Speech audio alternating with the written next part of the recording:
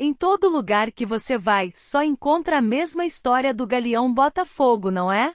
Mas aqui conhecemos toda a história dele, e agora vai mais uma para vocês. Nem sempre ele esteve envolto de glórias como na Batalha de Tunis. Quando faleceu o cardeal rei Dom Henrique em 31 de janeiro de 1580, dá início à luta pelo trono e uma fase complexa, que até hoje é discutida. Mas vamos nos focar aos fatos desta história. De todos os pretendentes, Dom Antônio Prior de Crato era filho do infante Dom Luís com a dona Pelicana. Infante Dom Luís vai ter um vídeo sobre a história dele que ajudará a entender e até explicar do porquê seu filho, o Prior de Crato, era considerado bastardo, e porquê de tão próximo ao irmão rei acabou esquecido na história. Lembrando também que infante Dom Luís foi o capitão do galeão Botafogo no combate de Tunis. Se não viu a história completa, veja nosso vídeo.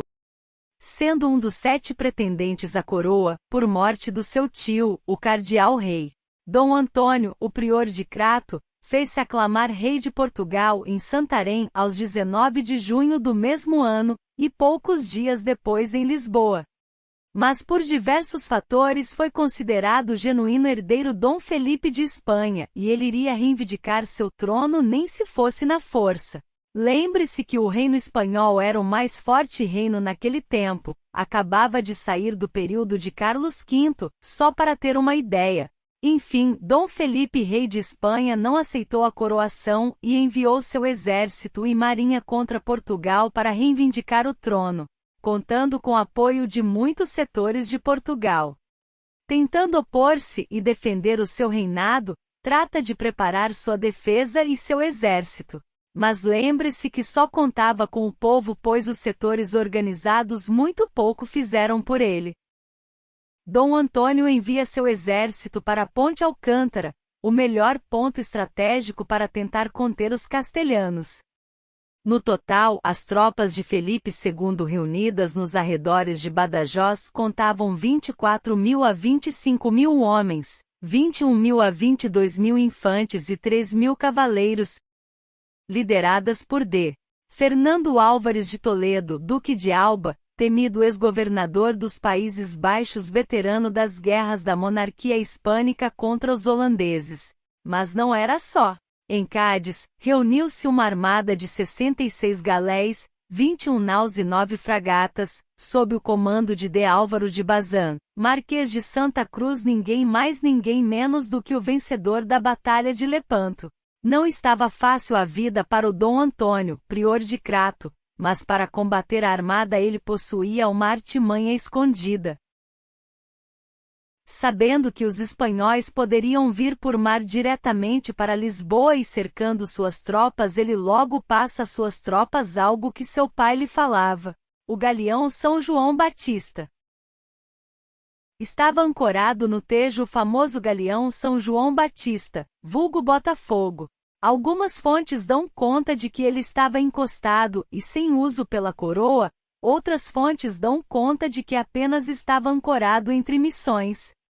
O galeão Botafogo irá liderar a defesa da armada e do Reino Independente de Portugal. O plano inicial era estacionar a armada portuguesa defronte de Belém. O galeão São João, e mais alguns outros navios de guerra, era tudo o que tinham.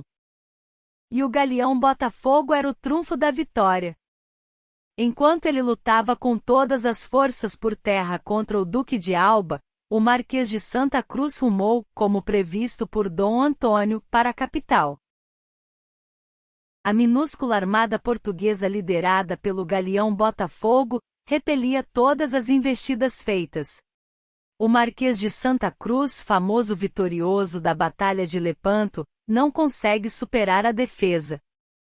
O fato é que quem estava na guarda do rio Tejo era nada mais nada menos que o galeão Botafogo e nada passou por ele. A defesa foi tão bem sucedida que as tropas em terra chegaram nas proximidades de Santarém, onde a armada espanhola geralmente ficava estacionada. Isso porque depois de 2 tentativas falhadas, as tropas de Felipe II acabaram por derrotar as forças portuguesas mal treinadas. obrigando o prior do Crato a recuar para Lisboa. Após um rápido avanço das tropas invasoras pelo Alentejo até Setúbal, onde encontraram com os navios da armada. Notem bem esse trecho. Veja, os soldados a pé guerreando chegaram e encontraram a armada. Mas após enfrentar grande dificuldade no estuário do Sado, em poucos dias marcham sobre Setúbal.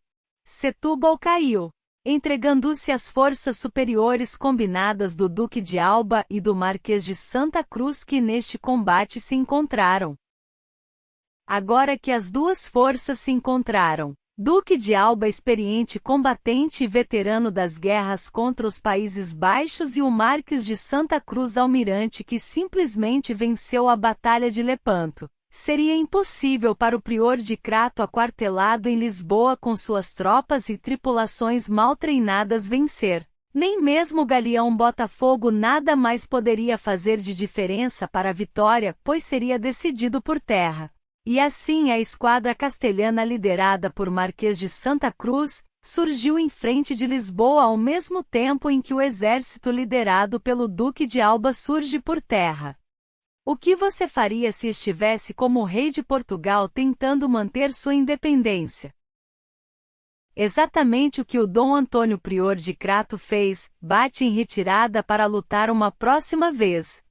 Dessa forma Duque de Alba entrou na cidade, onde aclamou a el rei Dom Felipe e iniciando assim a União Ibérica. O descobrimento de Portugal. As histórias não contadas de nossos antepassados.